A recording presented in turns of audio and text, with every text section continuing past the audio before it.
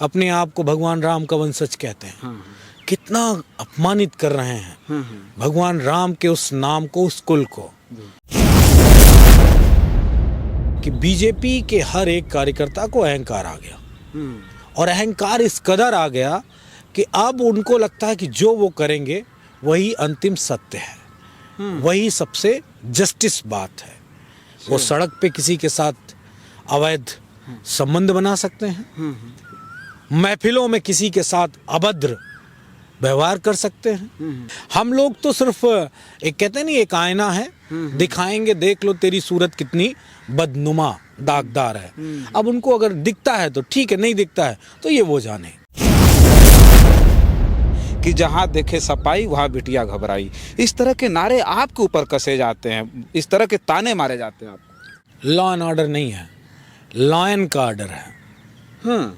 जंगल में शेर का राज होता है ना, उस पर कोई विधान नहीं होता है। तो आज जो चल रहा है उत्तर प्रदेश में और देश में, वो लॉयन का ऑर्डर चल रहा है। किसी व्यक्ति ने अपने आप को सबसे ताकतवर समझ लिया है। आपको विश्वास था बीजेपी बड़ी संस्कार पार्टी है, आपके कैमरामैन को विश्वास था, लोगों को ज्यादातर बहुमत में विश्वास था, तभी तो सत्ता में आए। लेकिन उनको धीरे धीरे एक्सपोज कर दिया ईश्वर ने। कहा तुम जान लो कि रामराज कैसा है। कल की घटना लखनऊ की याद है, रामराज का इस तरह नशा चढ़ गया कि कोई सरफिरा सीबीआई के ऑफिस में घुस के एक दरोगा को तीर से छलनी कर दिया।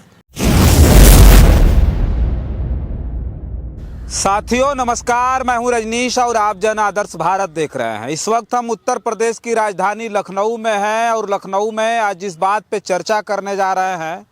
पूरे देश भर में भारतीय जनता पार्टी का जो मूल नारा रहा, नारी सम्मान, महिला सम्मान की बड़ी बड़ी बातें थी, और जो नारा था बेटी बचाओ बेटी पढ़ाओ का, अब उसे लेकर के पूरे देश भर में चर्चाएं बहुत ज़्यादा हैं।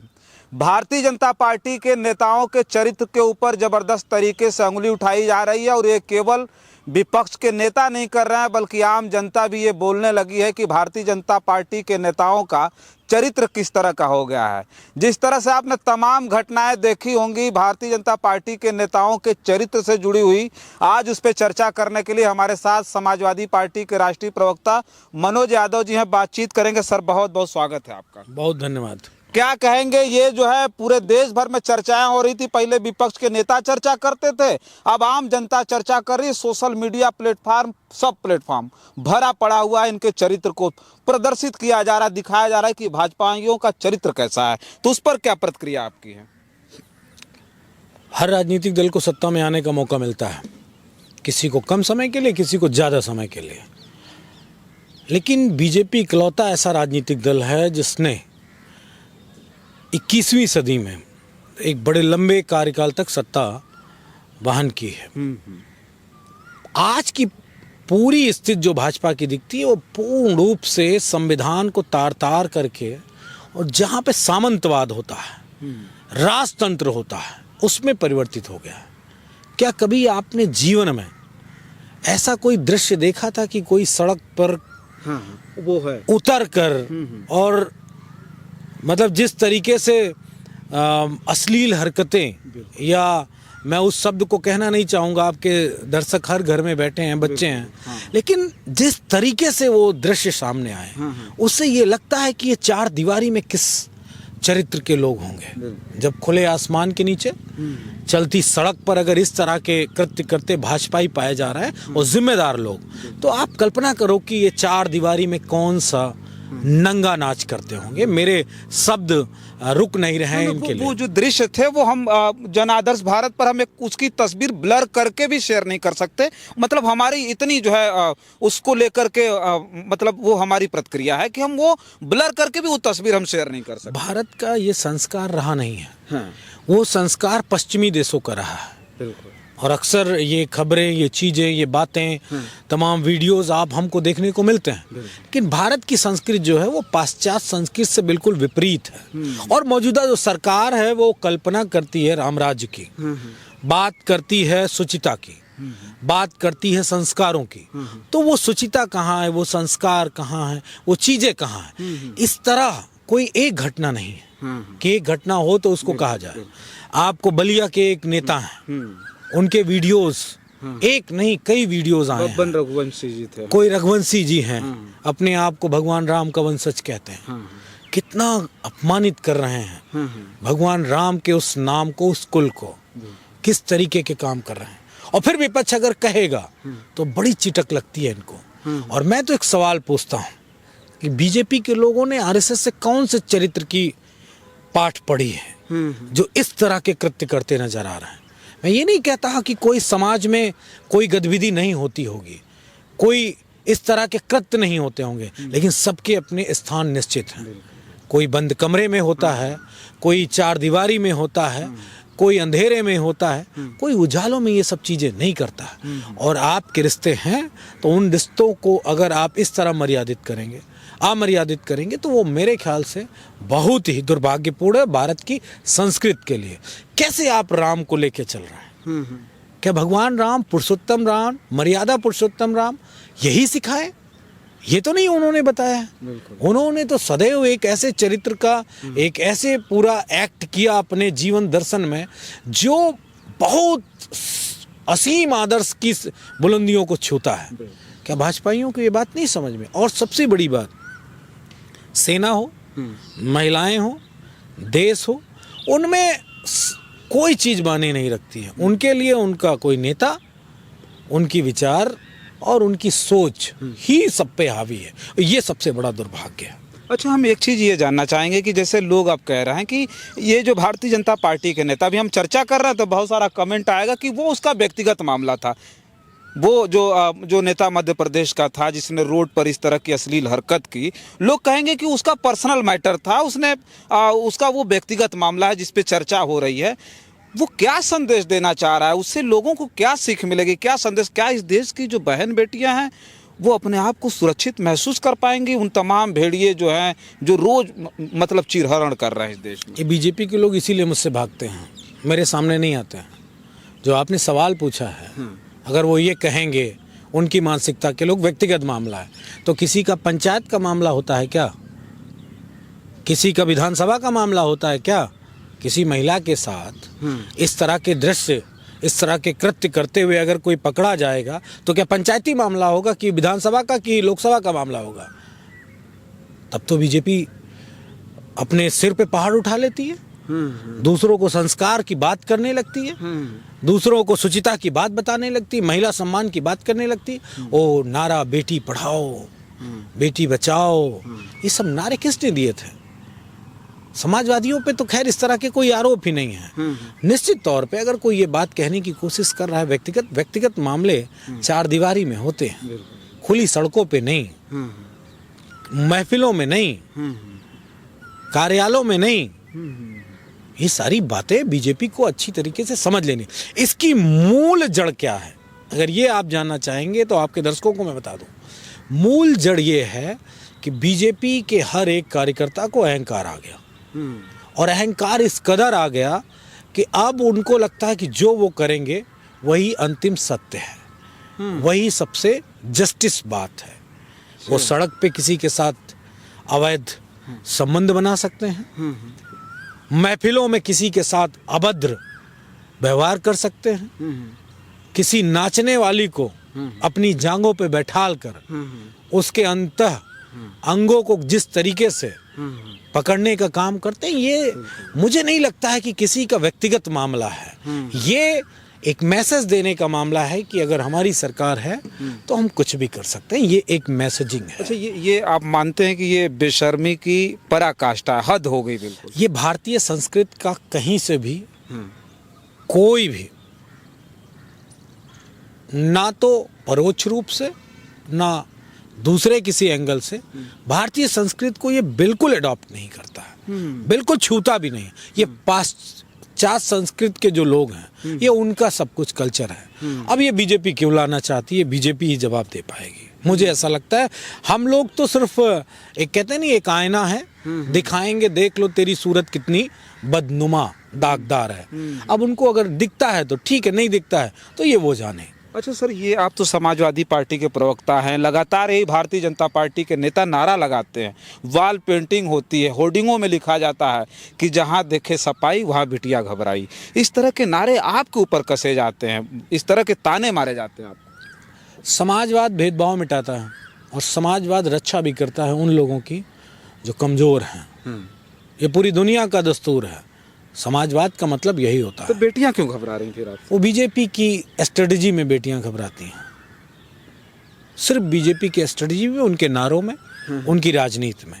रियलिटी नहीं है। रियलिटी समाजवाद जब होगा तो निश्चित तौर पर चीज़ों का संरक्षण होगा, लोगों पे कार्रवाइयाँ होंगी।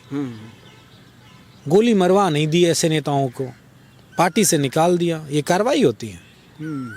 इसको कार्रवाई कहेंगे आप? वो तो यही कार्रवाई। क्या जेल जाना बनता है? नहीं बनता है। बिल्कुल। धाराएं लगनी बनती नहीं बनती हैं। क्या किसी पे लगा क्या? हमारी पार्टी में अगर किसी ने कोई भी बदतमीजी की होगी तो जेल गया? नहीं गया वो। आप कह सकते हो कि 2 दिन बाद गया, जेल गया। अगर आप ये सोचते हैं कि उसको संरक्षण प्राप्त हुआ तो हो सकता है 2 दिन का संरक्षण किसी नेता और अधिकारी के दम पे मिल गया होगा, लेकिन तीसरे दिन नहीं। तीसरे दिन आपके जुर्म, आपके जो भी कृत्य हैं उसके आधार पे आपको सजा मिलेगी। ये है सीधी और सटीक बात। अगर हम लॉ एंड ऑर्डर को नापते हैं तो उसमें ये देखा जाता है कि हमारे देश की जो बेटियां हैं कितनी सुरक्षित हैं, हमारे देश के तमाम जो व्यापारी हैं और सारे लोग हैं वो कितना सुरक्षित है, किस तरह की स्थिति है। लेकिन यहाँ पर देखा जा रहा है कि जो सत्ता में है, जो लॉ एंड ऑर्डर की बात करते हैं, जो कानून की बात करते हैं, वो कानून की बुरी तरह से धज्जियाँ उड़ाते हैं और कानून हिम्मत नहीं कर पा रहा है कि उनके ऊपर कोई एक्शन ले। लॉ एंड ऑर्डर नहीं है, लॉयन का ऑर्डर है। जंगल में शेर का राज होता है ना, उस पर कोई विधान नहीं होता है। तो आज जो चल रहा है उत्तर प्रदेश में और देश में, वो लॉयन का ऑर्डर चल रहा है। किसी व्यक्ति ने अपने आप को सबसे ताकतवर समझ लिया है और वो ताकतवर व्यक्ति लगातार शेर की तरह अपना साम्राज्य, अपनी ताकत के आधार पे जो समझ में आ रहा वो कर रहा है। किसको कहाँ मार देगा, कहाँ किसको चीर देगा, कहाँ किसको पटक के फेंक देगा, ये वो वाला सरकार है। लॉ एंड ऑर्डर वाली सरकार नहीं है, कानून का राज नहीं है। यहाँ पे शेरों का राज है और शेर का अपना संविधान होता है। वो किसी बनाए विधान संविधान पे नहीं चलता है। अगर मेरी बात गलत हो तो आप इस पे भी सवाल पे जवाब मुझसे ले सकते हैं, अगर आपको लगता है कि मैं गलत परिभाषित कर रहा हूँ। पूरी तरीके से लोगों को तो ये लगेगा ही कि आप गलत कह रहे हैं। गलत क्यों? आप बताओ ना। एक इनका मंत्री हुआ करता था, उसका भाई फोर्जरी 420 जिसको कहते हैं ना, सिद्धार्थनगर का था, माध्यमिक शिक्षा का मंत्री था, बेसिक का। उसके भाई को सुदामा कोटे में, जिसको हम क्या बोलते हैं, EWS बोलते हैं, उससे नौकरी ले ली। सजा जानते हैं क्या थी? नौकरी वापसी। नौकरी वापसी। सजा ये नहीं थी कि उस पर मुकदमा चले या जेल जाएगा, इस्तीफा दे दिया बस हो गया। तो ये हमारे विधान में है क्या कहीं? नहीं, है? बिल्कुल। मतलब मैं 420 कर लूं, पैसा कमा लूं, इसके बाद वापस कर दूं तो मुझे छोड़ दिया जाएगा। तो सब ऐसा कर लें, चीज़ों को उपभोग कर लें। तो ये बीजेपी लॉ एंड वाला ऑर्डर है, ना कि लॉ एंड ऑर्डर है। अच्छा, आखिरी सवाल हमारा होगा कि आप इसे किस तरह से देखते हैं कि इस देश में जो बहन बेटियां हैं, अब उनकी अस्मिता, उनकी इज्जत खतरे में है? निश्चित तौर पे बेटियां, महिलाएं सुरक्षित नहीं हैं। अब जिसका जब जहाँ जो मन होगा वो लोग वैसे परेशान किए जाएंगे। उत्तराखंड की उस बेटी का आपको हवाला देता हूँ कि इनके एक नेता के बेटे ने किस तरह उसकी हत्या कर दी, रेप करके, और उससे कितना घृणित काम करवाता था होटल में अपने। इस तरह के कितने उदाहरण मैं दूं। कर्नाटक का उदाहरण दूं, यूपी का दूं, बिहार का दूं, महाराष्ट्र का दूं, उत्तराखंड का दूं, मध्य प्रदेश का दूं, राजस्थान का दूं। किस स्टेट की बात करूं जहां पे इनके ऐसे कृत्य ना हो। और मुझे ये लगता है कि ये कोई ईश्वरीय माया है, बीजेपी को एक्सपोज कर रही है। ईश्वरीय माया क्यों? सिस्टम तो एक्सपोज कर नहीं रहा। हाँ, मीडिया, बड़ी मीडिया भी उनके साथ है।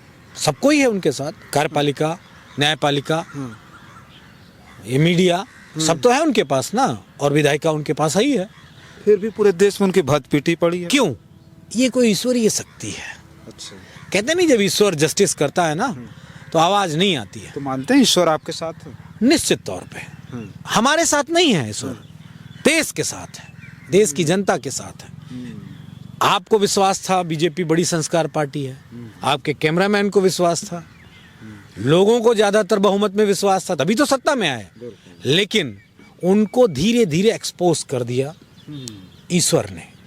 कहा तुम जान लो कि रामराज कैसा है। कल की घटना लखनऊ की याद है? रामराज का इस तरह नशा चढ़ गया कि कोई सरफिरा सीबीआई के ऑफिस में घुस के एक दरोगा को तीर से छलनी कर दिया। तीर धनुष से युद्ध हो रहा है, लोगों को मारा जा रहा है, उसमें केमिकल लगाया जा रहा है और उसके पेट में तीर लग गया, घायल हो गया दरोगा। वो किसका? सीबीआई का, देश की सबसे बड़ी जांच एजेंसी का। तो आप समझ लो कि देश में क्या हो रहा है। ये सब कुछ बीजेपी का असली चाल, चरित्र और चेहरा है जो ईश्वर एक्सपोज कर रहा है। और आने वाले समय में हम सब देखेंगे, जिस दिन इनकी सत्ता जाएगी उस दिन हम आप वो चादर हट के देखने को मिलेगा जो कभी भारतीय इतिहास में नहीं हुआ। ये आने वाला वक्त और भी भत्स है। बहुत बुरी बुरी कहानियां हैं, अच्छा, बहुत बुरे बुरे भ्रष्टाचार हैं, बहुत बुरे बुरे लोगों के साथ अन्याय हुए हैं। वो सब तब खुलेंगे जब ये सत्ता से बाहर जाएंगे। ईश्वर ने थोड़ा सा टेलर मात्र अभी दिखाया है। चलिए ठीक है। देखिए, हम चर्चा कर रहे थे, हमारे साथ समाजवादी पार्टी के राष्ट्रीय प्रवक्ता थे और उनसे सारी बातचीत हमने की। और एक बात तो साफ है कि भारतीय जनता पार्टी का जो काला चेहरा था वो धीरे धीरे खुल करके लोगों के सामने आ रहा है। इनके जो नेता हैं किस तरह की वाहियात हरकत करते हैं वो भी सरेआम करते हैं और उसके बाद बेहयाई और बेशर्मी से मीडिया पर आकर के बयान देते हैं। तो ये जो सब सारी चीज़ें थी जिस पे हम चर्चा कर रहे थे, इस खबर पर आपकी क्या प्रतिक्रिया हमें कमेंट बॉक्स में ज़रूर लिखिएगा। और बहुत सारी खबरों के लिए बने रहें जन आदर्श भारत के साथ। हमें दें इजाज़त। नमस्कार।